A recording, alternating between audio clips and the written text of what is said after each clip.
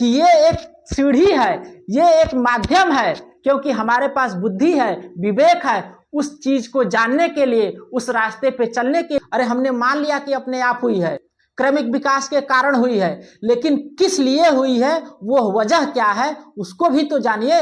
जिस ब्रह्मांड को यानी जिस यूनिवर्स को लेकर के हम लोग इतने खुश रहते हैं, विज्ञान कहता है कि ऐसे ऐसे न जाने अनगिनत यूनिवर्स में से एक यूनिवर्स के, एक गैलेक्सी के, एक स्टार सूर्य के 9 ग्रहों में एक ग्रह पृथ्वी पर 200 देशों में से एक देश के 140 करोड़ में से एक हम हैं। बताइए मैं अपने आप को कितना सीरियस लूं, ये विज्ञान कहता है। लेकिन हम लोग थोड़ा सा बात करेंगे आध्यात्म की दृष्टि से भी। देखिए, हो सकता है कि आपके नजर में ये मिथ्या हो कि जहां पर विज्ञान खत्म होता है वहीं से आध्यात्म शुरू होता है, लेकिन इस बात को भी आप नहीं झुठला सकते हैं, क्योंकि विज्ञान ही कहता है इस पूरे ब्रह्मांड में, इस पूरे यूनिवर्स में हर चीज ऊर्जा के फॉर्म में है और गतिमान स्थिति में है, यानी एक एक कण गति कर रहा है। यहाँ पर कहने का मतलब सिर्फ इतना ही है कि जिस चीज को विज्ञान ऊर्जा कहता है उसी चीज को आध्यात्म शक्ति कहता है, जिसको हम लोग विज्ञान की दृष्टि से सुपर नेचुरल पावर कह सकते हैं,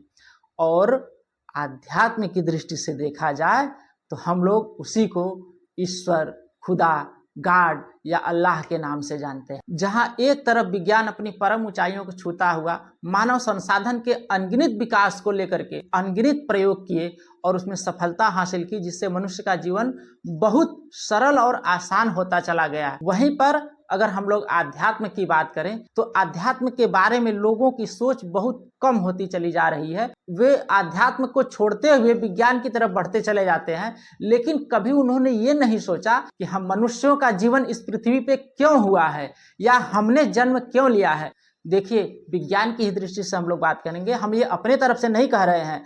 अमेरिकी वैज्ञानिक कार्ल लेस्ली के अनुसार उन्होंने खुद कहा है मनुष्य के पास न अपार क्षमता है जिसका उपयोग करना हम लोग जानते ही नहीं, हम लोग केवल एक रूटीन वाइज जीवन जीते हैं। उनके अनुसार एक साधारण मनुष्य, एक नॉर्मल इंसान अपनी क्षमता का, अपनी बुद्धिमत्ता का, अपने पावर का, ऊर्जा का, शक्ति का सिर्फ और सिर्फ 1 से लेकर के 2% तक का ही यूज कर पाता है। और वहीं पे उन्होंने रिसर्च किया कि एक हमारे जो महान वैज्ञानिक आइंस्टीन ने अपनी क्षमता का 10 से लेकर के 13% तक का यूज किया था।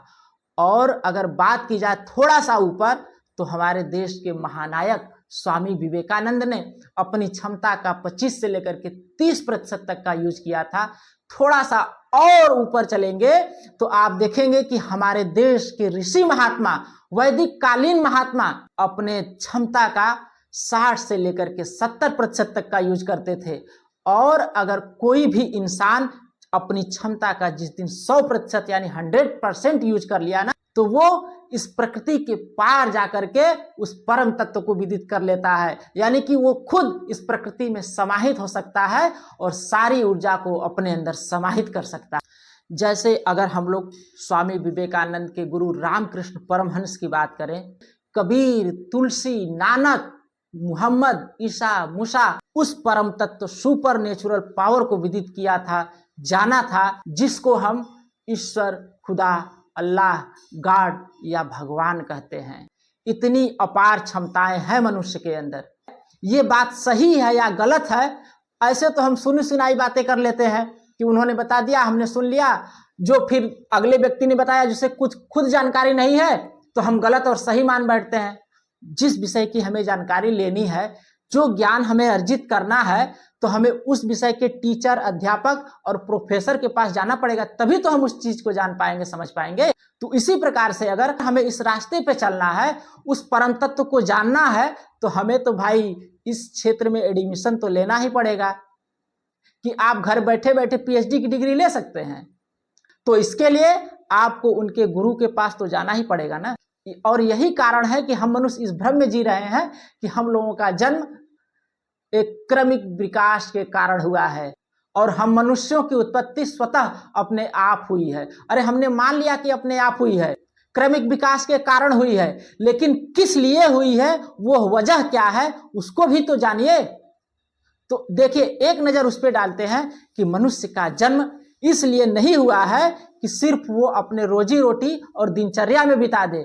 मनुष्य का जन्म सिर्फ इसलिए हुआ है कि ये एक सीढ़ी है, ये एक माध्यम है, क्योंकि हमारे पास बुद्धि है, विवेक है, उस चीज को जानने के लिए, उस रास्ते पे चलने के लिए। और जब हम उस रास्ते पे चल करके उस परम तत्व को प्राप्त कर लेते हैं तो हमारा इस संसार से बंधन छूट जाता है और हम भी उस सुपर नेचुरल पावर के अंश में विलीन हो जाते हैं। जैसे मान लीजिए कि आप अगर पानी की एक बूंद हैं और इस पानी के बूंद को सही जगह समाहित करना है तो सबसे अच्छा स्रोत तो हमारा सागर ही होता है। और इस बात पे सिर्फ एक बात मैं कहना चाहूंगा कि इसी बात पे तो हमें सनातनी होने का गर्व होता है। तो दोस्त, मैं ये नहीं कहूंगा कि आप वीडियो शेयर करिए, लाइक करिए, सब्सक्राइब करिए, जो मन आए वो करिए। जय हिंद, वंदे मातरम।